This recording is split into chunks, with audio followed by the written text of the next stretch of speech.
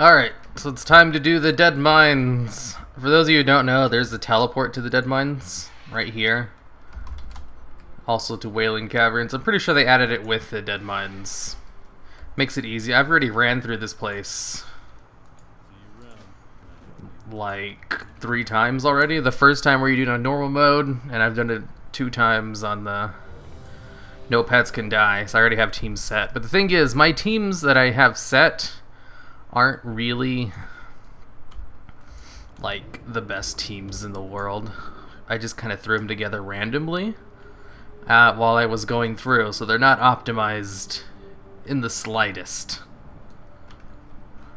But they work. And these things are really easy to do if you have just an army of pets to throw at them, like I do. The Faux Reaper 550.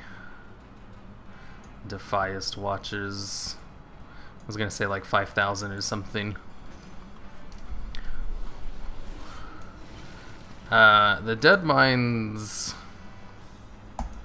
It's a pretty cool place. I remember when they revamped it back in Cataclysm. And it was a really long ass dungeon. But then again, Cataclysm was when they were making dungeons hard again. So that was a big pain in the ass for everything. Oh right, I was supposed to use Rake on this guy. I can't really think of any pet in here that really gives me problems. I'm trying to think. No, because I have so many pets. I'm in a much more privileged position in comparison to the average pet battler, and that I have pretty much every pet, and I have most of them leveled up to max level. So I have counters to pretty much everything, and I have lots of them since you can't heal your pets in here. And there's no way to, like... in the Celestial Tournament, there's always a trainer who didn't attack on the first turn, so you could just go into a team healer and just have them heal up for like 1 turn and then quit out, and that's the way you would be able to heal your pets, but you can't really do that in here, which is supposed to make them harder. And I'm pretty sure this is actually kind of difficult for pet battlers who don't have a ton of pets. So what I was thinking of doing was picking like 15 pets and only using them to try to get through it. Kind of like how the Celestial Tournament, you only need 15 pets. I mean, you need at least 15 pets before you can even attempt it. And good luck beating the Celestial Tournament with 15 pets. That's kind of hard. Celestial Tournament's pretty difficult still. The only reason it's not really a problem now is because I've done it so many times that I don't even really think about it. But if you're a new pet battler, the content from back in Mists of Pandaria is still top level content. So if you're getting into the game, like within the past expansion or 2, or even just this expansion, or you're finally just starting to do pet battles like the first time, the thing with pet battles is that the endgame content always stays relevant. The Celestial Tournament is just as relevant today as it was back then. It's just most people have already done it, because that's when pet battles came out, was back in Mists of Pandaria. And I think the Celestial Tournament is still today the hardest pet battle solo thing you can do in the game, since they didn't really add anything new in Warlords of Draenor. And pet battle dungeons were an excellent addition to pet battles, because like I said, in Warlords they didn't add anything similar to the Celestial Tournament, besides maybe just more legendary pets in the Tana and Jungle. I'm really liking the pet battle dungeons. Anything to get more people to play pet battles, because currently people in WoW, they'll brag about how they've never played pet battles before. It's like that bad of a stigma of people who do pet battles. Which, I mean, if you're gonna brag about not doing something, that's not really something to brag about, but that's a whole other thing.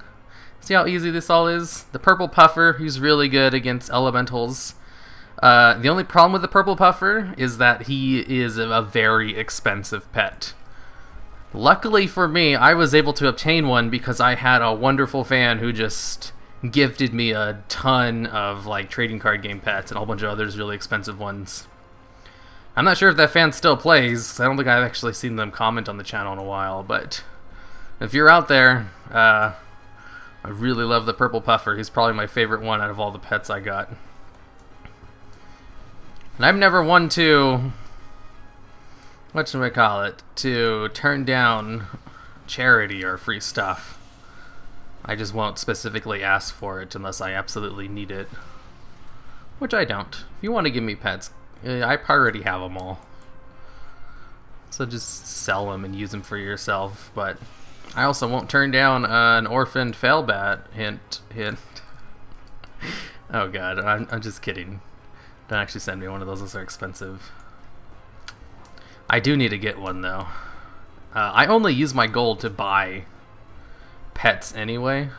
So he goes first, so I could probably just use a healing flame. Oh dang, I totally underestimated just how weak he was. Oh, dream whelpling. You know, I thought they were going to release 2 pet battle dungeons with this new patch, but I guess it's just 1, which is still great. They have 2 pet battle dungeons now.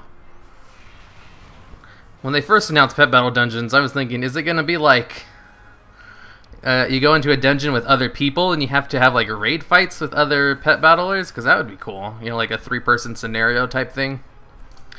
But instead it's just a solo dungeon, which is still neat. It's better than nothing. And it's actually a lot better than nothing. I'm not going to try to discount it as something stupid. Any kind of extra content for pet battles is welcome because the community is incredibly small. There have actually been a couple of other people actually making pet battle videos recently. I have to go back and update the sidebar in my channel to actually include all of them. Because for the longest time, it was just me. I started making pet battle videos, like PvP pet battle videos, because I wanted other people to make them. Because I was like, oh, pet battles are a lot of fun. I think this would be an interesting addition to my channel. The main channel that I make all about World of Warcraft. And then the videos didn't do very well. But I had a lot of fun like actually getting into pet battles. And I wanted to see other people who did it. To see their teams and everything. And there was just no one making pet battle videos or really guides besides like Disco Doggy's blog. Which was super helpful. Since he would have a whole bunch of pages of just his teams, and he'd have a bunch of short explanations about why he put the teams in the places he did. So I thought, hey, I'm also in the Yu-Gi-Oh community with my own Yu-Gi-Oh channel and stuff. And the Yu-Gi-Oh community is pretty decently sized because Yu-Gi-Oh is like the 2nd most popular card game in the world. And like making a deck in Yu-Gi-Oh is kind of like making a team in pet battles, in that you... Ooh, can I hit him with this? Nope. And that you put the team together because they have to have some kind of synergy with each other. You don't want to put like a rabbit and a Nubasath idol in the same team because the Nubasath idol Sandstorm is going to completely destroy your flurries. It's just going to screw you over. Putting a Sandstorm user in a team that does AoE damage, because that completely screws that over. You know, you don't want a Nubasath idol in a Clone Dance team. You know, you have to have some synergy. Or, you know, Clone Dance, perfect example of synergy. Cyclone on its own isn't very good, but Cyclone combined with Rain Dance is tier 1. Like, just straight up really good. So I already had a Yu-Gi-Oh channel, so I was like, I'll just make pet battle videos the exact same way I make Yu-Gi-Oh videos. Record a couple of matches, and just have an intro about the team in the beginning. And so I started doing that. And I was like, if I do this, people will probably copy eventually. And a year later, Disco Doggy himself actually started making YouTube videos, which was great. And I thought, oh, maybe more people will also go as well, but it was just him. Which is fine, because his videos are great too. It wasn't until like this year that people have finally like started making their own channels about PvP pet battles in droves. So it did happen eventually, it just took a while. I mean, people have been making pet battle videos. Like, some people would attempt and then they'd give up after a month or two. Because that's how most people do YouTube, is they'll try it out because they think it's easy, and then they'll give up after a month or two of not getting instant success. Or because it's actually kind of hard work to keep going at it, because passion can only last for so long. And having to take time out of your day to do these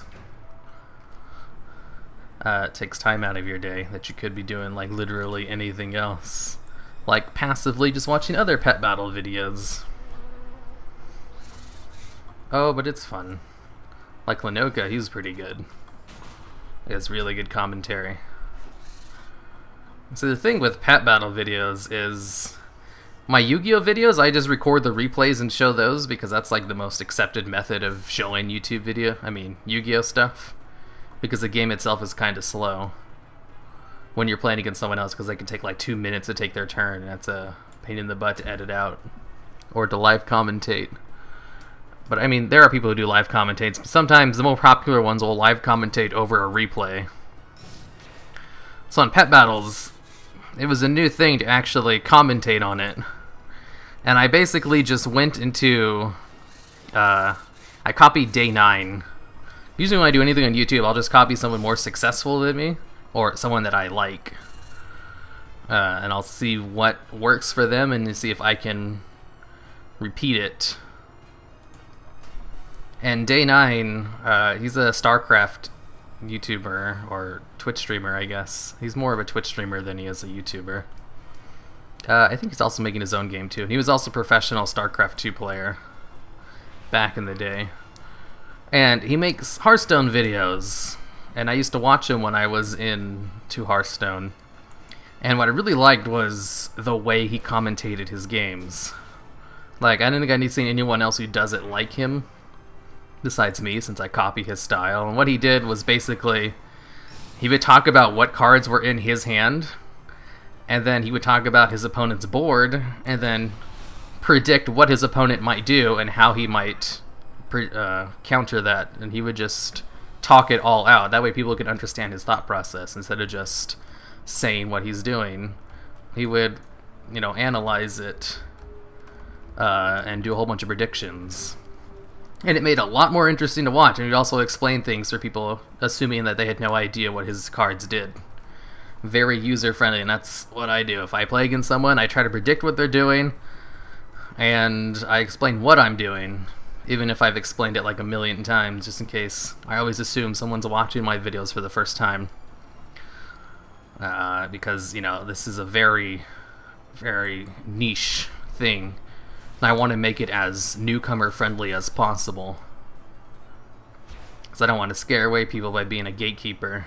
You know, you have to know all of these things. You have to know about breeds and which pets are the best in the meta. Instead, I'll explain why the pets are good.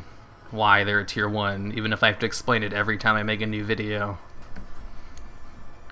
Because I have to make sure they know that Emperor Crab is one of the best pets. But not as good as like Tarot Claw Hatchling or the Bone Serpent or the Fiendish Imp or the Wicked Soul. Those are like all the top tier ones. Lenoka likes to call them tier 0, but I think that's just kind of complicates it.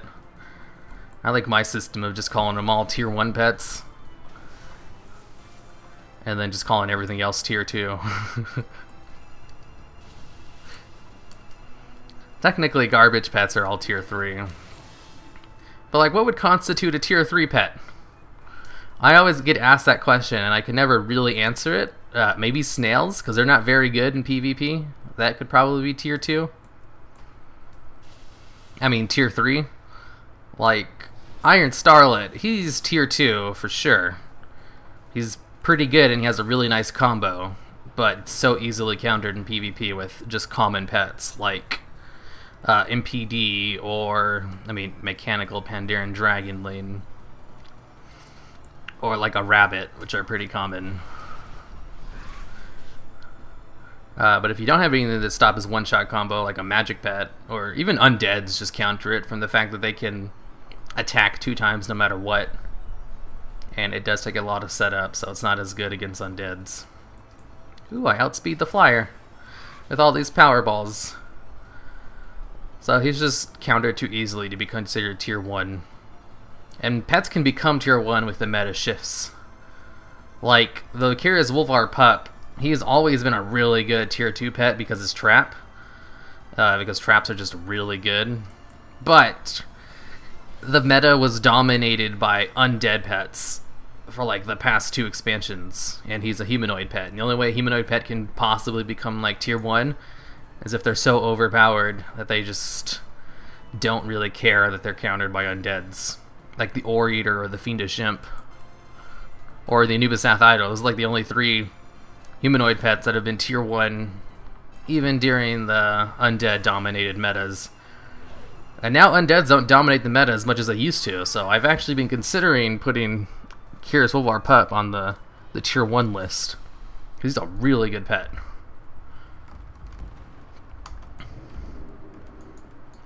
And also, since there aren't as many undeads, are rabbits really tier 1 still? Because they were tier 1 because they countered undead so easily, just like Emperor Crab. The answer to that question is yes, they're still tier 1. But they're probably not as good as they used to be when everyone was running a whole bunch of undead pets. Now it's all about flyers. So now I'm thinking, which pets can counter the Terraclaw hatchling the best and also are just generally good against everything else? I still haven't really found something like that. Because the Emperor Crab counters Haunt completely and is just generally good against everything else. The rabbits can counter undeads completely, and they're just generally good against everything else as well. Which is why they're still tier 1, even though the meta's not dominated by undeads anymore. Just because they're generally good, even without having to counter something. And I still haven't really found a pet that's just a natural counter to the Terraclaw hatchling and is also just generally good against everything else. But I'm still looking. I'm kind of leading towards the Jade Mist Dancer. That might be the new Terraclaw killer, but I'm still not really sold on it because he's too easily killed by like everything else. Even if he can put out a lot of damage on its own, and really good in Cyclone teams. Like the main component of the clone dance is the Jade Mist Dancer. Don't surge me, bro. Which one of us goes first if I use Blink Strike? Oh, you hit me? That's not good. Oh, he healed. Come on, miss! Oh, I'm faster, so I should go first, right? Looks like it does not matter. Is Surge faster than Blink Strike? This move always goes first. Here, let me just change out. I haven't been talking about my matches at all. I've just been talking. This move always goes first. Like I said, all of these teams are random. I basically just looked at their team and spied it, and then I just put a whole bunch of teams in that could possibly either counter the main pet that's out, or you can just generally do well. And then I made sure to change him out for like all my other pets. Because I didn't want to have... You can't really have repeats because you can't save. I mean, you can't heal in here, so I just wanted fresh pets for everything. If I was going to do the 15 pet thing, it's going to be a lot more like precise. Because there are like guides on Wowhead on how to beat the Celestial Tournament, and they are incredibly like specific. Like you need this pet with this breed, and you need to open it with this exact rotation of abilities in order to beat this person. And this is how you'll be able to do it with as few as pets as possible. And that seems like it would take forever. Instead, I can just overwhelm them with my army of pets. I think Leftovers did kind of give me problems because of I was looking for a way to kill him quickly and I couldn't really find it.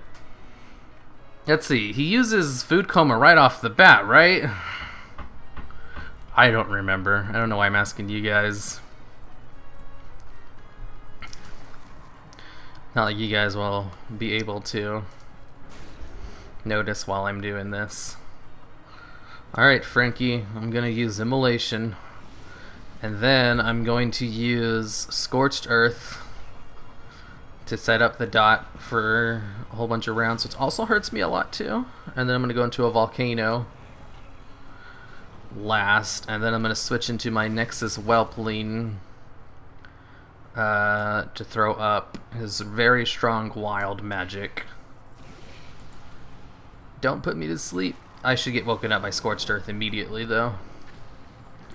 And then he's going to be taking a whole bunch of dot damage. Oh, nice. And he's going to take extra damage from Volcano, Scorched Earth, and Immolation in the back row, in which case I could literally just pass. Oh, he got double stunned. Well, that was convenient. That doesn't happen very often. Damn, all of those dots. The Abyssal would be so much better if he was humanoid, to be honest, with all the dots he can put out. Dots are so good on humanoid pets. Whee! Oh shit. I mean, oh shoot. I didn't mean to curse for you youngins who watch this. Don't tell your parents on me. I know a lot of pet battlers are alliance players. Oh man, do people get pissed off if you say anything negative about someone's faction. That's why I do it. It's funny. I'm not sure if I do it in my pet battle videos though. Okay, I really wish you could do this like more than once. Is Tricorn or Pet Cannon better? Let me check. Pet. Shoot, it's probably not called Pet Cannon. Teaches you how to summon this companion. Pocket Cannon. There he is. I don't know why I was calling it Pet. Flame Shot. First loads the cannon. Second fires the cannon. Cannon Shot. First loads the cannon. Oh, cool.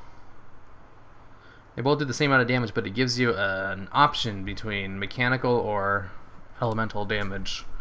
That'd be pretty good for the familiar achievement if you don't have that yet. First loads the cannon. First loads the cannon. Second, oh shit. Aquatic and magic damage too? Oh wow. This is really good for the familiar achievement if you're going for undeads, because he has 4 different types of damage and they all do exactly the same thing. I think he was made specifically for the family team where you have to defeat all of the tamers in Legion with a pet of each type, like all mechanicals or all undeads. He's really good for that. Then he has extra plating and explode. Explode, depending on how much health he has. Oh, that's pretty good. Yeah, he's a good explode user. Explode is good on pets with a lot of health. Extra plating is also good. So he's a really good PvE pet, considering all of his abilities. Terrible PvP pet, though. Don't even bother. Alright, now the other one. I mean, unless you just want to collect like I do. Tricorn, because you never know, you know?